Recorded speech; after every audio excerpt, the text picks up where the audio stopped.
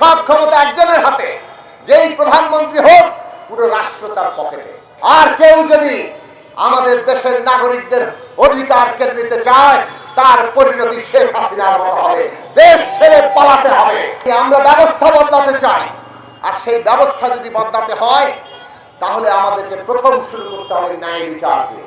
এই জন্য আমাদের আন্দোলনের লক্ষ্য ছিল ফ্যাসিস্ট শেখ হাসিনার পতন ঘটাতে হবে, কিন্তু একই সাথে এই যে পকেটে রাষ্ট্রটাকে ঢুকিয়ে ফেলা যায় এইটাকেও বাতিল করতে হবে। আর কেউ যাতে বাংলাদেশে এই রাষ্ট্র ব্যবস্থাকে, রাষ্ট্রের প্রতিষ্ঠান সমূহকে পকেটে ঢুকিয়ে ফেলতে না পারে। আমরা সেই কারণে লড়াই করেছি এবং রাজনৈতিক সংগ্রামের মধ্যে যখন আমরা যুগপৎ লড়াই করেছি তখনই কিন্তু এই প্রশ্নটা আমরা এনেছিলাম। কারণ আমরা আমাদের ছাত্র জীবনের অভিজ্ঞতা থেকে দেখেছি, আমরা 90-এর আন্দোলনের মধ্য দিয়ে রাজনীতিতে এসেছিলাম। তারপরে এসে দেখলাম আন্দোলনের মধ্য দিয়ে এতজন আত্মত্যাগ করলো, শহীদ হলো গণতন্ত্রের জন্য, ভোটের অধিকারের জন্য, কিন্তু ক্ষমতায় গিয়ে আর ভোট নাই।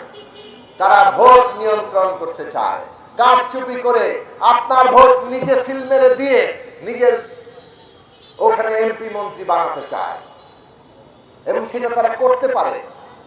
ক্ষমতায় গেলে পুলিশ তার কথা শোনে, নির্বাচন কমিশন তার কথা শোনে, সমস্ত প্রশাসন প্রতিষ্ঠান তার পায়রানি করে। এই যে ব্যবস্থা, এই ব্যবস্থা করতে পারে কারণ আমাদের সংবিধানের মধ্যে ক্ষমতার কোনো ভারসাম্য নাই। মিক্সার গ্রাইন্ডার ঝামেলা কমায়, সময় বাঁচায়। ওখানে কোনো চেকস এন্ড ব্যালেন্স নাই, কেউ কাউকে জবাবদিহি করতে পারে না।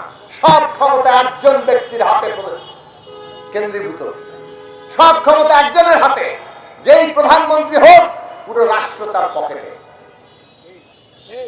এই রকম ক্ষমতা আছে বলেই তারা এইভাবে আমাদের উপর ত্রাসের রাজত্ব কায়েম করতে পেরেছে, সব কিছু অধিকার কেড়ে নিতে পেরেছে।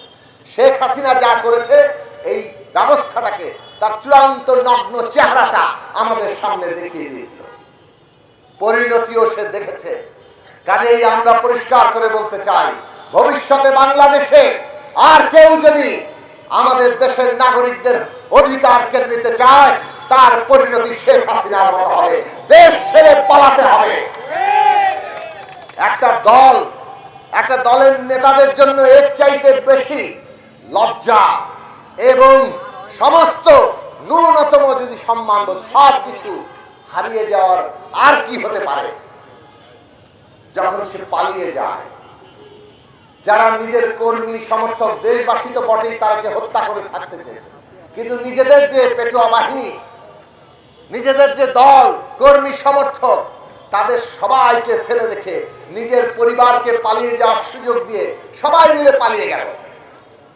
এই যে তাদের লজ্জা, এই যে পরিণতি, এই পরিণতি প্রত্যেকের খেয়াল রাখা দরকার। কাজে আমরা ব্যবস্থা বদলাতে চাই, আর সেই ব্যবস্থা যদি বদলাতে হয় তাহলে আমাদেরকে প্রথম শুরু করতে হবে ন্যায় বিচার দিয়ে। ন্যায় বিচার প্রতিষ্ঠা করতে হবে। 71 সালের পরে এই দেশের মানুষ বলেছিল 71-এ যে অপরাধ হয়েছে তার ন্যায় বিচার প্রতিষ্ঠা করতে হবে, কিন্তু ঠিক মতো ন্যায় বিচার প্রতিষ্ঠা করা যায়নি। আজকে 24-এর পরেও আমরা আওয়াজ তুলছি ন্যায় বিচার প্রতিষ্ঠা করতে হবে, এবং এই ন্যায় বিচার প্রতিষ্ঠা না করলে আমাদের রাষ্ট্রটা আমরা যে জায়গায় নিতে চাচ্ছি সেখানে যাবে না। রাষ্ট্র মানেই সে ন্যায় বিচারের উপর দাঁড়িয়ে আছে। যদি রাষ্ট্র ন্যায় বিচার কায়েম করতে না পারে, ইনসাফ কায়েম করতে না পারে, তাহলে সেই রাষ্ট্র জনগণের রাষ্ট্র থাকে না, ওটা খুনের রাষ্ট্র হয়ে ওঠে, হত্যাকারী রাষ্ট্রে পরিণত হয়, স্বৈরাচারী ফ্যাসিস্ট রাষ্ট্রে পরিণত হয়।